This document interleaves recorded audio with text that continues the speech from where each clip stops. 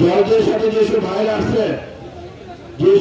আসছে তোমরা সবাই মতে সবাইকে দিয়ে মাঠে বালুগুলো হাতে ফেলাইছে, চেয়ারগুলো মিশাই দাও এবং তারপরে সব পিছিয়ে আর দেশ সেবা বলেন, জনসেবা বলেন, সবকিছুতে রাষ্ট্রবিজ্ঞানের জ্ঞানের মাঠে বালু ফেলানো হয়েছে, চেয়ার পিছিয়ে দেওয়া হচ্ছে, আপনারা সবাই বসে যান। বলে যারা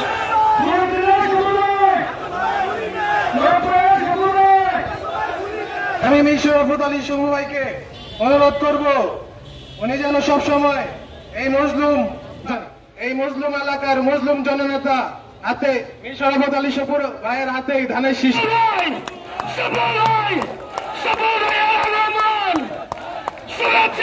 আমরা আপনাদের জন্য দুপুরের খাবারের ব্যবস্থা করা হয়েছে, সবাই আমরা একসাথে বসে খাবো।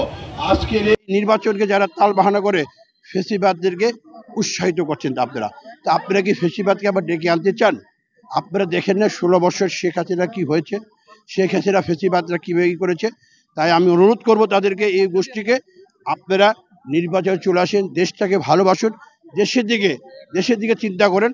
দেশের যে আজকে যে অবস্থা সৃষ্টি করেছে, আজকে দেশের একটি সেক্টর, আমি সবসময় কথাটা বলি, দেশটাকে কোনো একটা সেক্টরও ভালো নেই। সব জায়গায় মানুষের ব্যবসা নাই, বাণিজ্য নাই, মানুষ খুব কষ্টে আছে ভাই। বলবে যে মানুষ বোঝা যায় না, কিন্তু মানুষ খুব কষ্টে দিন যাপন করছে। তাই এই জিনিসটা থেকে উদ্ধার করতে হলে আমাদের অবশ্যই একটি নির্বাচন দরকার। আর নির্বাচনের জন্য মানুষ অধীর আগ্রহে বসে আছে। এদেশের তরুণ ভোটার যারা 3.5 কোটি ভোটার এখনো ভোট দিতে পারেনি, তারা অধীর আগ্রহে বসে আছে। এবং গতকালকে আপনাদের নির্বাচন কমিশনের একজন কমিশনার বলেছেন যে নির্বাচনের যে পদ্ধতি, যে নীতিমালাগুলো তারা সেটা ঘোষণা করেছেন। তাই নির্বাচনের কার্যকলাপ চালিয়ে যাচ্ছে, পুরোদমে চলছে। নির্বাচন ইনশাল্লাহ আগামী ফেব্রুয়ারিতে হবে। নির্বাচনে জনগণ যদি বিএনপিকে ভোট দেয়, ইনশাল্লাহ বিএনপি রাষ্ট্রীয় ক্ষমতায় আসবে।